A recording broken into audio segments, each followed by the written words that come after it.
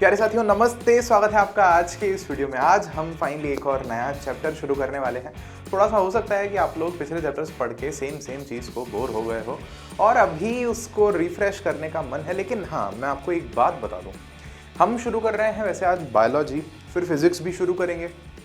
यही हम हमारा पैटर्न रखेंगे जैसा कि मैंने आपको बताया था, ताकि एक ही स्ट्रीम पढ़ते पढ़ते केमिस्ट्री पढ़ते पढ़ते थोड़ा सा हम बोर ना हो।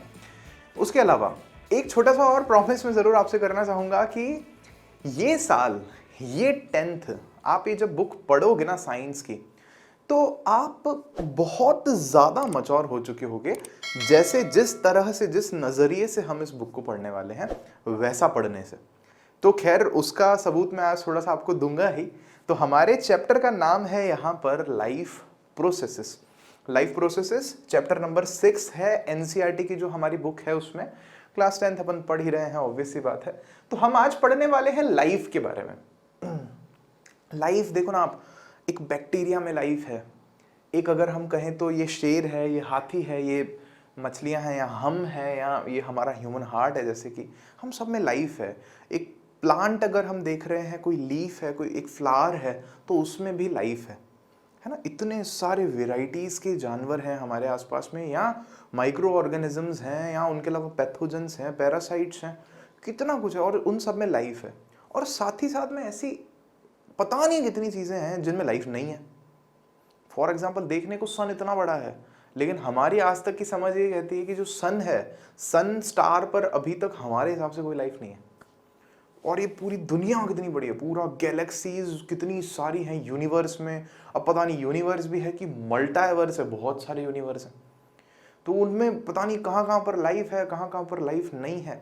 एक साइंटिस्ट अगर, एक जो एस्ट्रोनॉमी में वो लोग नया नया प्लैनेट्स ढूंढते हैं, तो नए प्लैनेट को ढूंढने के लिए क्राइटेरिया क्या होता है कि वो अर्थ के जैसा हो, तो हम उसको ढूंढेंगे, फिर हम फ्यूचर में वहां पर ह्यूमंस को भेजेंगे वहां पर भी रहने के लिए। सुनते होगे आप, मार्स पर हम लोग भेज रहे हैं, मार्स पर हम लोग लाइफ ढूंढ रहे हैं, मून पर हम लोग वाटर ढूंढ रहे हैं, लाइफ ढूंढने की कोशिश कर रहे हैं, सैटर्न पर ढूंढ रहे, कितना कुछ है।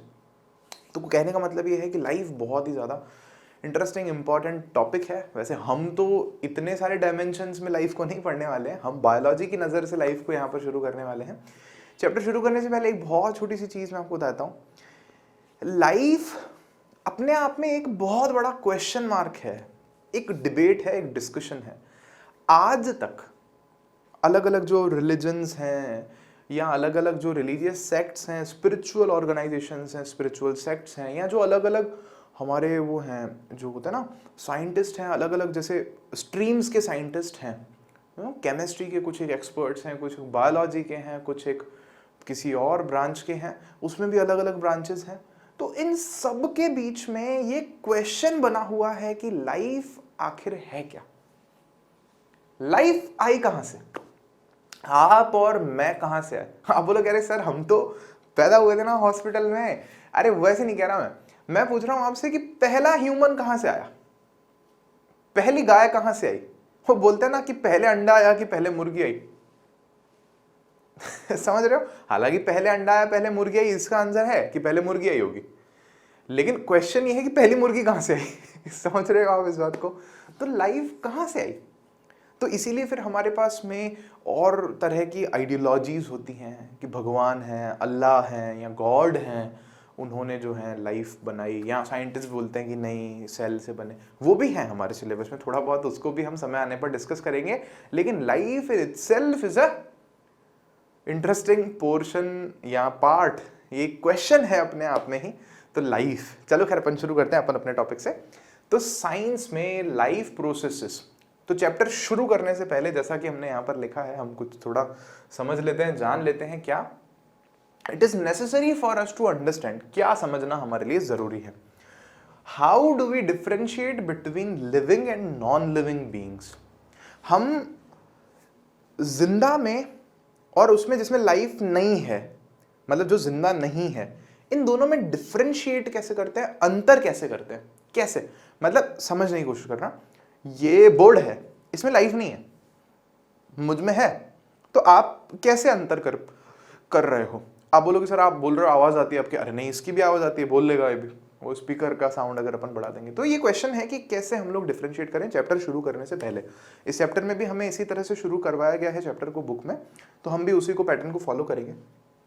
फिर आगे इसी में हम लिख रहे हैं from a general point of view and from a scientist point of view, कि एक साइंटिस्ट की नजर से हम, मतलब अब हम क्या साइंस पढ़ रहे हैं, अब हम डेली वाली बातें नहीं कर रहे। जैसे क्या बोले कि इन जनरल लोग ना सिंपल बात बोलते इंसान कौन होता है, बोलते 2 हाथ 2 पैर वाला इंसान।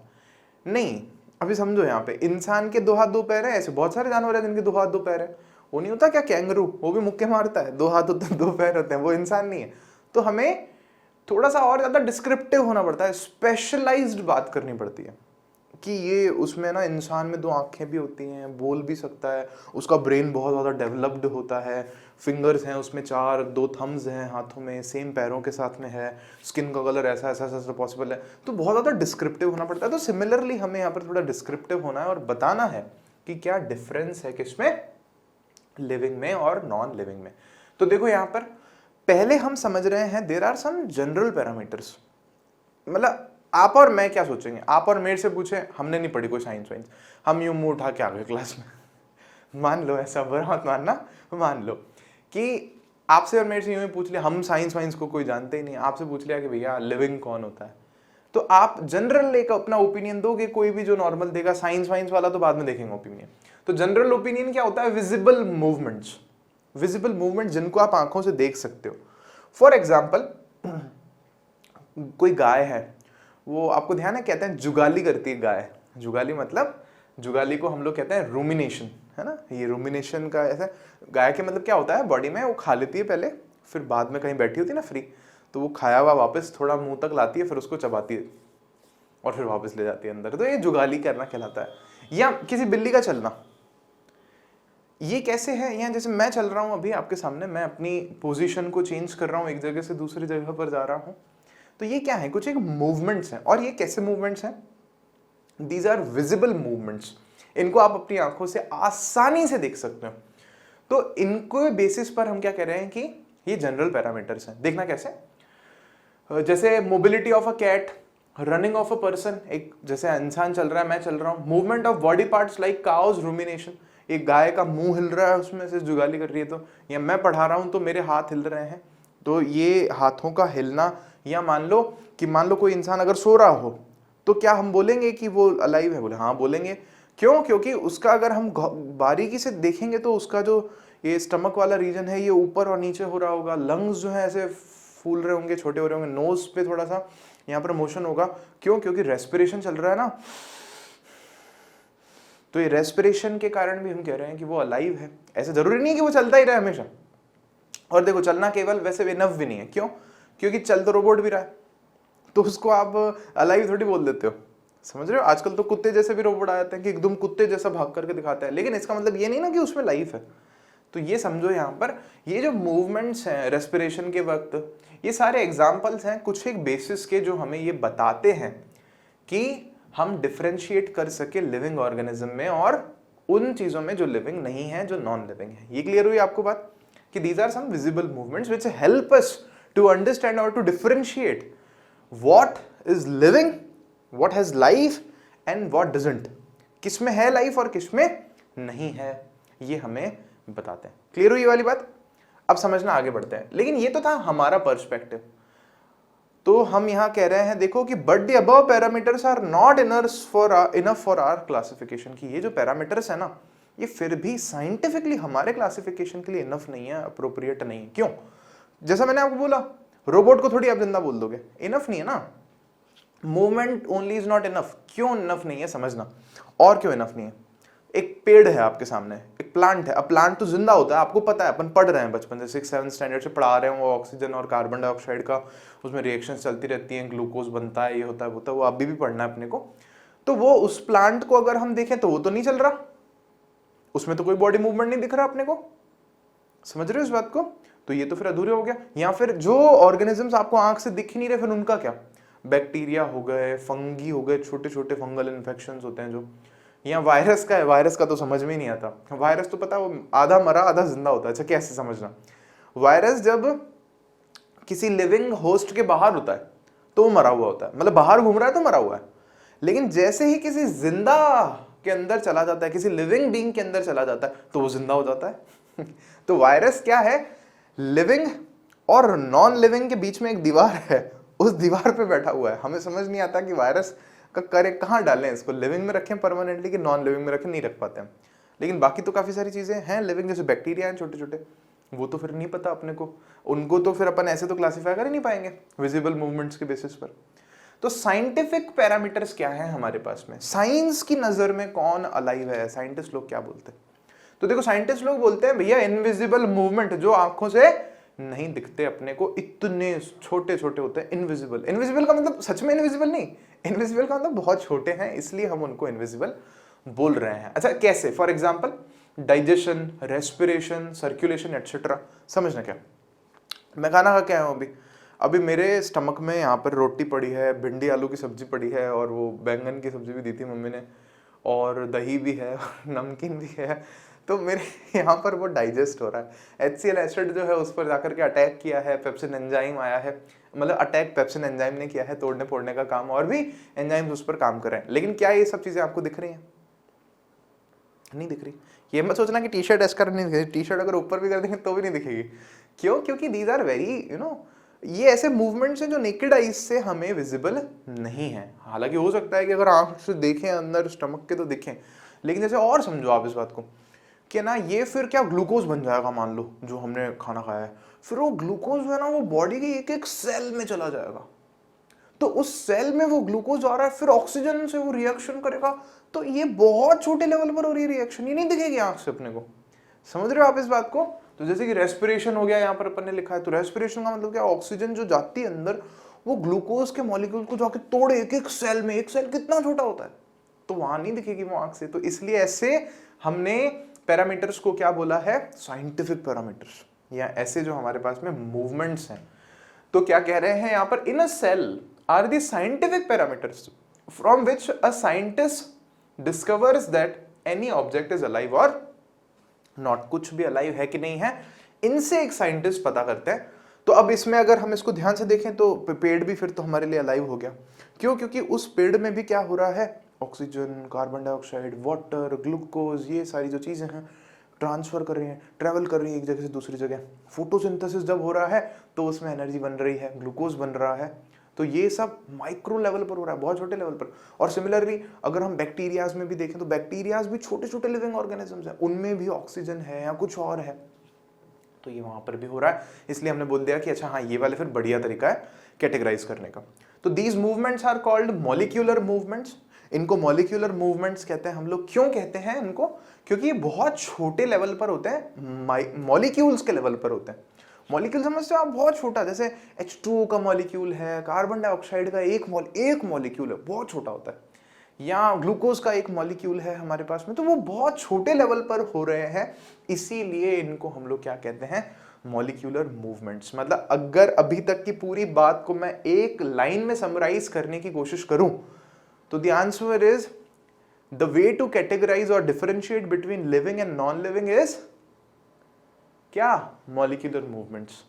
If you can observe molecular movements in any organism, then we can say it is alive or that object is alive. और अगर नहीं है molecular movement तो वो object alive नहीं है। क्लियर हो गई आपको वाली बात? आगे देखते हैं फिर हम लोग।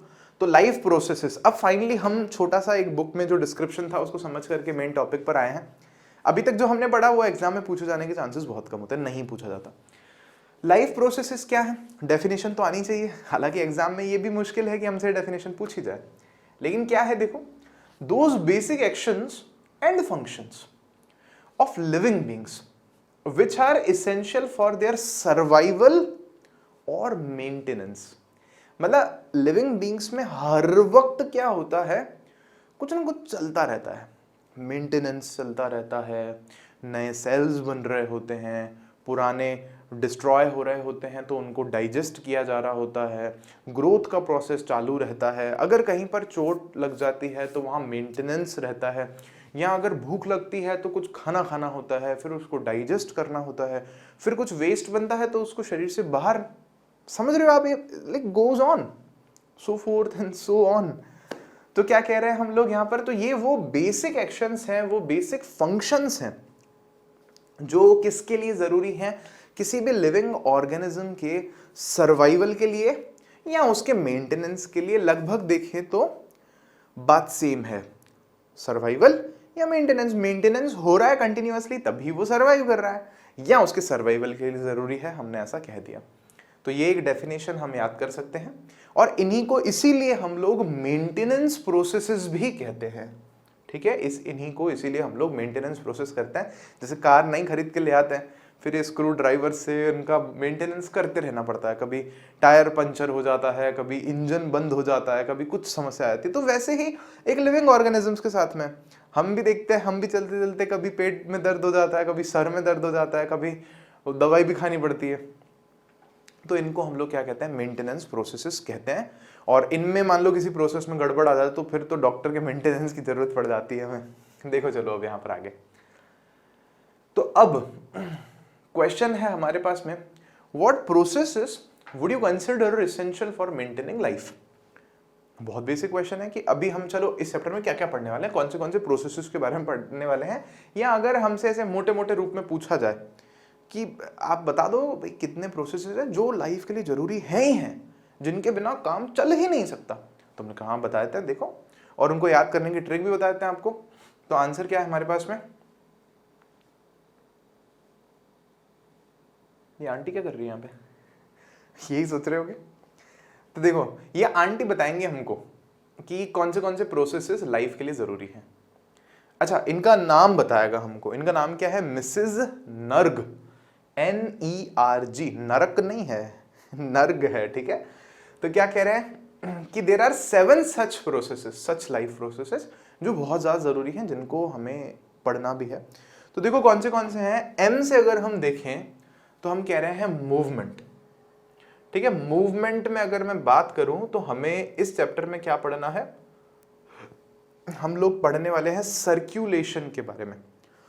हमारी बॉडी में जो ब्लड है वो पूरी बॉडी में सर्कुलेट हो रहा है, तो ये इट्स काइंड ऑफ मूवमेंट। तो ये हम लोग यहाँ पर पढ़ने वाले हैं चैप्टर में।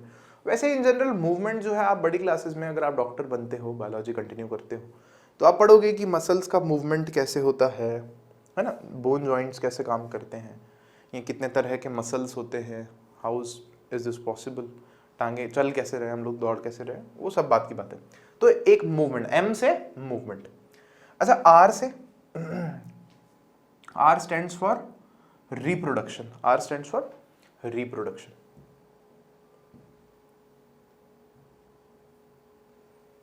तो रिप्रोडक्शन का मतलब क्या है, वो लाइफ प्रोसेस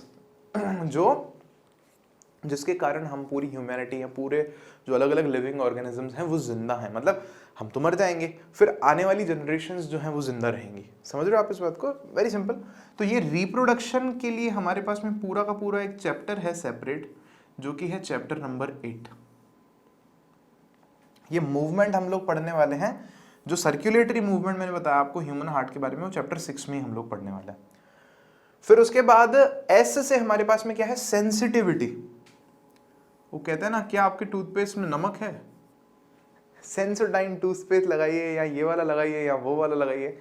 तो सेंसिटिविटी मतलब झंझनाहट होती है, या मतलब सेंसिटिविटी इन जनरल मतलब क्या है कि टच किया किसी ने, हमें सेंस हो गया, कैसे हुआ, फिर ये बॉडी कैसे काम कर रही है, मतलब।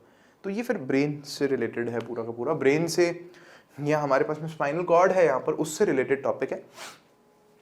इसको हम लोग 7th चैप्टर में इन डिटेल पढ़ने वाले हैं, जिस चैप्टर का नाम है कंट्रोल एंड कोऑर्डिनेशन, कि किस तरह से कोऑर्डिनेट करिए, दोनों हाथ मेरे साथ में काम कर रहे हैं।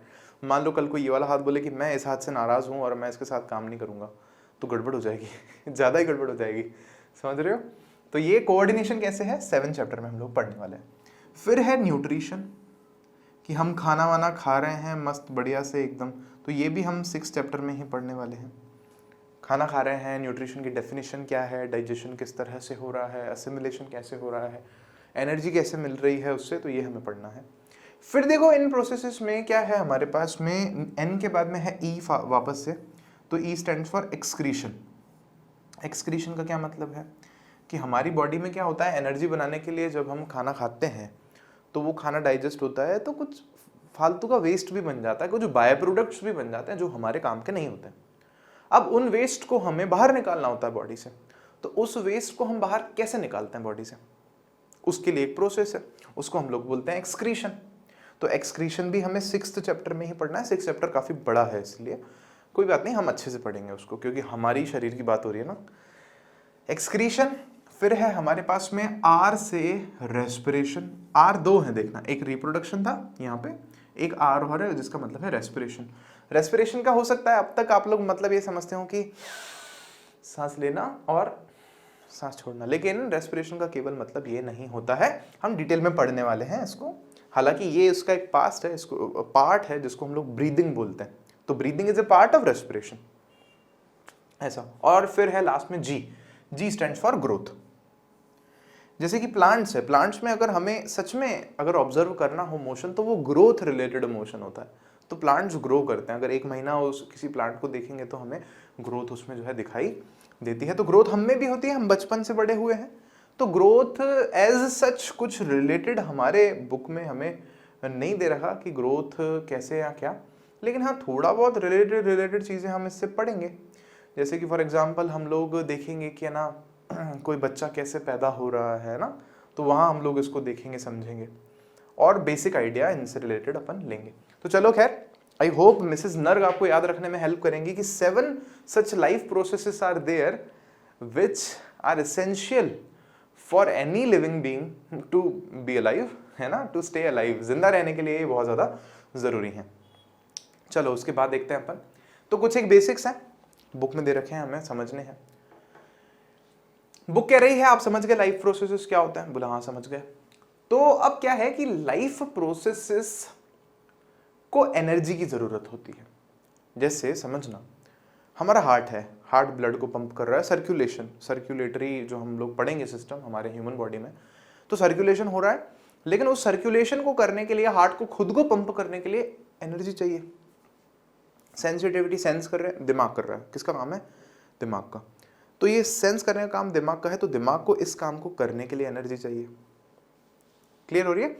एक्सक्रीशन का काम मान लो हमारी बॉडी में किसका है? किडनी का है, चलो मान लो।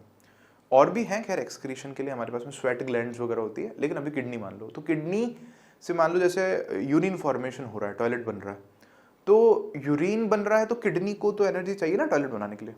तो कहने का मतलब है कि जो भी लाइफ प्रोसेसेस हैं हमारी बॉडी में, उनसे रिलेटेड जो भी ऑर्गन्स हैं वेरियस, उनको भी क्या चाहिए होती है? एनर्जी चाहिए होती है। क्लियर? उनको एनर्जी चाहिए होती है। तो एनर्जी कहां से आएगी? एनर्जी कहां से आएगी? An external energy source, that is food. एक बाहर से एनर्जी लेते हैं हम सब, किसी न किसी फॉर्म में हम कुछ खाते हैं सब जने, कोई भी एनिमल हो या कुछ भी हो। प्लांट्स भी हैं तो प्लांट्स भी पानी ले लेते हैं जमीन से, सनलाइट ले लेते हैं बाहर से, कार्बन डाइऑक्साइड ले लेते हैं, और पानी में थोड़े बहुत मिनरल्स भी होते हैं। या आपने पढ़ा होगा ना, मन्योर होता है, या हम लोग उसमें फर्टिलाइजर्स डालते हैं जिनमें अलग अलग तरह के केमिकल्स होते हैं। तो ये एक तरह से प्लांट के लिए खाना ही तो है, और हमारे लिए खाना कुछ और होता है, उनके लिए खाना कुछ और होता है। किसी जानवर के लिए खाना कुछ और है, हमारे लिए खाना कुछ और है। तो हमें वो एनर्जी चाहिए, तो उस एनर्जी, वो एनर्जी कहाँ से आएगी? फूड से आएगी। क्लियर हुई ये बात? अच्छा ठीक है। तो ये जो एनर्जी है वो दरअसल कैसे ले रहे हैं हम लोग? न्यूट्रिशन।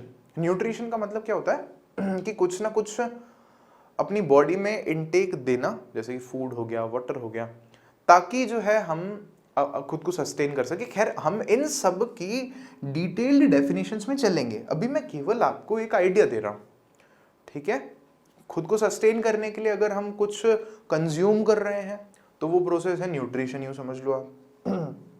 तो न्यूट्रिशन में क्या है हमारे पास में? डाइजेशन।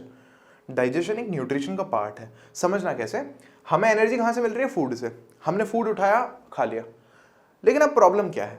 वो जो फूड है ना, वो मतलब समझो ग्लूकोज नहीं है डायरेक्ट, हमें एनर्जी चाहिए बॉडी में। बोलते हैं ना एनर्जी कहाँ से मिलती है? ग्लूकोज से मिलती है।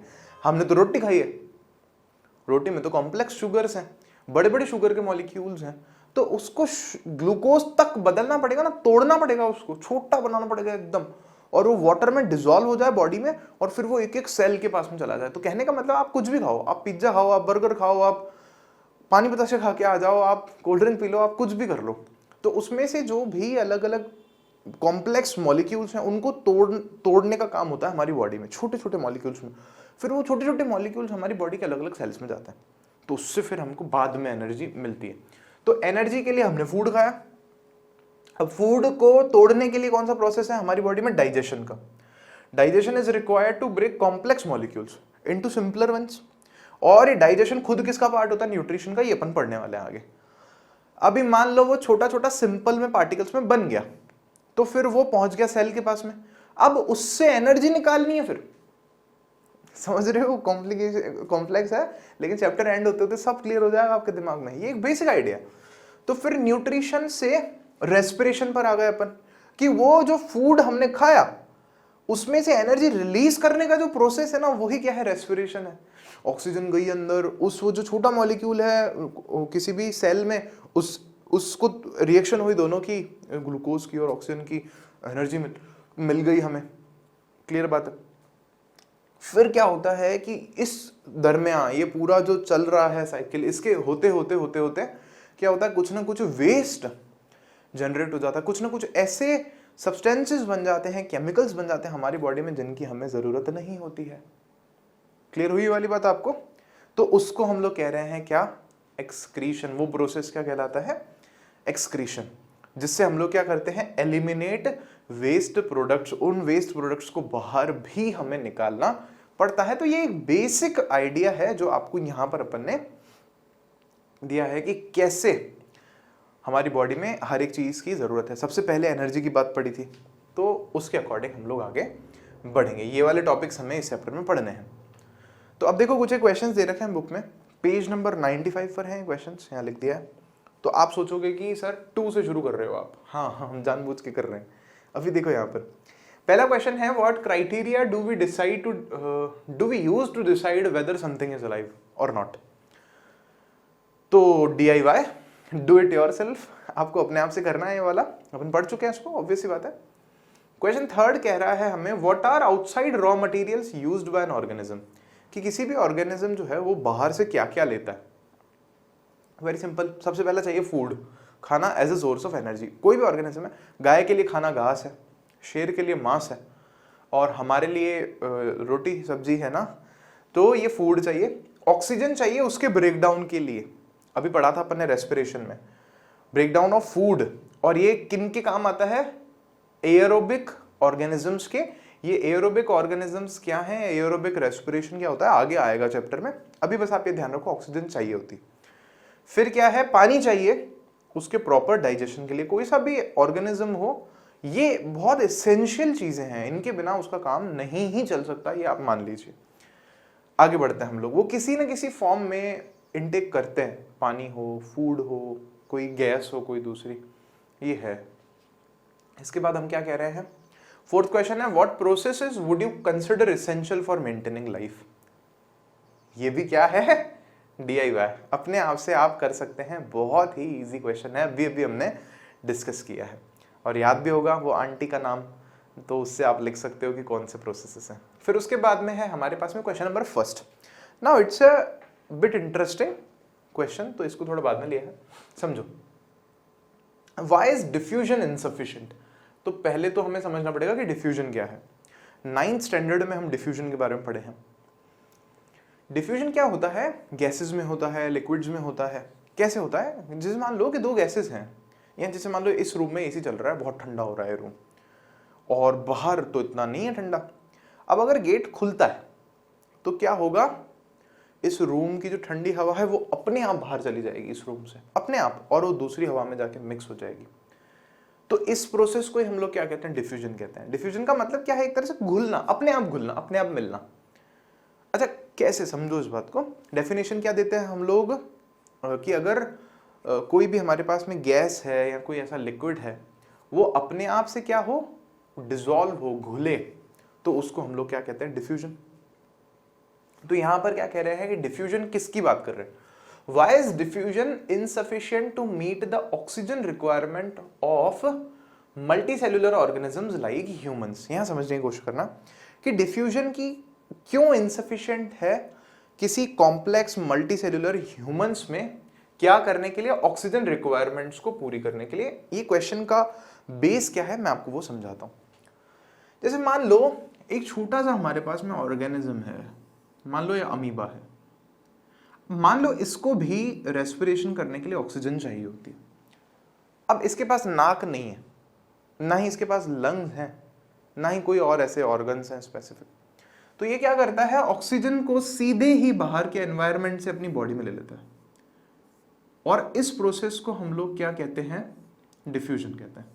डिफ्यूजन को टेक्निकल टर्म्स में अगर हम देखें तो हायर कंसंट्रेशन से लोअर कंसंट्रेशन की तरफ किसी गैस का या लिक्विड का जो है डिसॉल्व होना, वैसे गैस का कह लो, गैस का कहते हैं भी, किसी गैस का अपने आप से मूव करना हायर कंसंट्रेशन से लोअर कंसंट्रेशन की तरफ, क्या कहलाता है, डिफ्यूजन। अपने आप अगर हो ये मूवमेंट तो ये ऑक्सीजन मान लो अपने आप अंदर ले ली इसने और रेस्पिरेशन किया इस ऑर्गेनिज्म ने और कार्बन डाइऑक्साइड बनाई अंदर, और कार्बन डाइऑक्साइड जो थी उसको फिर क्या हुआ कि ये बाहर अपने आप से निकाल दिया। वो भी कैसे हुआ, डिफ्यूजन से हुआ। नाउ द क्वेश्चन इज कि ये प्रोसेस क्या है, डिफ्यूजन, अमीबा का काम चल रहा है। क्वेश्चन ये है कि ये हमारी बॉडी में क्यों नहीं हो सकता, हम डिफ्यूजन से काम क्यों नहीं चला सकते। हम ऐसे ले हो ना कि यहाँ सीधा ऑक्सीजन हाथ ले ले हुए अपनी, ये भी ले ले हुए, सीधा दिल यहाँ पे ले ले हुए ऑक्सीजन, ये टांगे अपने आप ले ले हुए ऑक्सीजन, ऐसा होना चाहिए ना, ऐसा क्यों नहीं होता, ये क्वेश्चन है। तो the answer is very simple कि in multicellular organisms all the cells may not be in direct contact with the surrounding environment. हमारी बॉडी में अगर एक 70 kg का इंसान है ना, तो there are around 67 point something, मैं 2 लिख रहा हूं, ट्रिलियन सेल्स। अब ये ट्रिलियन क्या है खुद ढूंढ लेना। एक 70 मतलब मैं लगभग 70 kg का हूं तो मेरी बॉडी में लगभग इतने सेल्स हैं। ट्रिलियन, करोड़ वरोड़ तो छोटा नंबर होता है, इसके सामने बहुत बड़ा नंबर है। तो ये इसमें से पता नहीं कितने सेल्स, पॉसिबिलिटी है कि 80% से भी ज्यादा जो सेल्स है वो सराउंडिंग्स के कांटेक्ट में ही नहीं है, डायरेक्ट एनवायरनमेंट के कांटेक्ट में ही नहीं है। आई बात समझ में आपको ये वाली, वो डायरेक्ट कांटेक्ट पे नहीं है सराउंडिंग्स के, तो उनको कैसे मिलेगी ऑक्सीजन। चलो मान लो कि ऊपर वाला तो हाथ ले लेगा ऑक्सीजन, यहाँ पे अंदर हड्डी कैसे लेगी, अंदर जो मसल्स हैं वो उसमें कैसे जाएगी ऑक्सीजन, तो पॉसिबल नहीं है। दूसरा, in multicellular organisms the body is covered by dead cells. ये जो ऊपर हमारे चमड़ी है ना, ये डेड सेल्स की होती है। तो ये बाल भी हैं हमारे, डेड सेल्स होते हैं, पता है आपको। तो ये जो डेड सेल्स हैं बहुत सारे स्किन के, तो डेड सेल्स तो वो करवा भी नहीं पाएंगे ना क्या, डिफ्यूजन। डेड सेल्स में से कैसे होगा, लिविंग होगा तो ही तो वो आगे मतलब खुद भी एक्टिवली पार्टिसिपेट करेगा ऑक्सीजन लेने में, ऑक्सीजन देने में या बाकी काम करने में, तो वो तो है ही नहीं। और रीजन क्या है, air containing intercellular spaces are absent, therefore quick diffusion can not कर, समझने की कोशिश करना, नालियां नहीं है। इसका मतलब मैं ऐसे बताता हूं कि नालियां नहीं है हमारी बॉडी में। नाली का मतलब है ये छेद कर दो उधर, ऐसे ड्रिल लेके बहुत सारे छेद, नालियां बना दो पूरी बॉडी में। अच्छा फिर उससे क्या होगा, जैसे मान लो ये अंदर हार्ट है, हार्ट कह रहा है कि ठीक है चलो मैं मान रहा हूँ, आप मेरे को डायरेक्ट ऑक्सीजन दे दो, डिफ्यूजन से मैं ले लूँगा सीधा ही, आप मेरे को ऑक्सीजन दे दो, तो जाएगी कैसे, हार्ट तो अंदर है, तो स्पेसेस नहीं है जिनमें हवा हो उसके पास में। मतलब यहाँ एक नाली बना दो, उस नाली में ऑक्सीजन आर पार हो सकती है, फिर तो यहाँ से आ जा सकती है, और दिल पास में ही रहेगा, फिर तो वो हार्ट क्या करेगा, दिल ले लेगा ऑक्सीजन, फिर कार्बन डाइऑक्साइड छोड़ देगा अपने हिसाब से।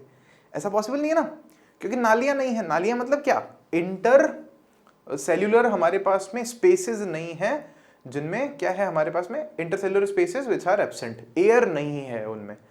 अगर वो होती हर जगह हर जगह हर जगह, मतलब हर ऑर्गन अगर आपका डायरेक्ट एनवायरनमेंट के कांटेक्ट में है, तो हम कह सकते हैं कि डिफ्यूजन के लिए फिर भी एक बार सोच सकते हैं, लेकिन यहां तो वो केस ही नहीं है, तो ड्रिल करना पड़ेगा पूरी बॉडी में, which is not at all possible नहीं है ना, वो ऑर्गन्स फिर डैमेज ही हो जाएंगे फिर इतने में। तो इससे अच्छा जो है अपना स्ट्रक्चर वो बढ़िया है। और दूसरी बात क्या है कि सेल टू सेल डिफ्यूजन जो है ना वो बहुत स्लो है। इसका क्या मतलब है, जैसे मान लो इस रूम में बहुत ठंडी हवा है, इसी की बहुत ठंडी है, मान लो 0 डिग्री सेल्सियस टेम्परेचर है, एकदम धुएं निकल रहे हैं नाक में से, इतना बर्फ हो रहा है एकदम माहौल।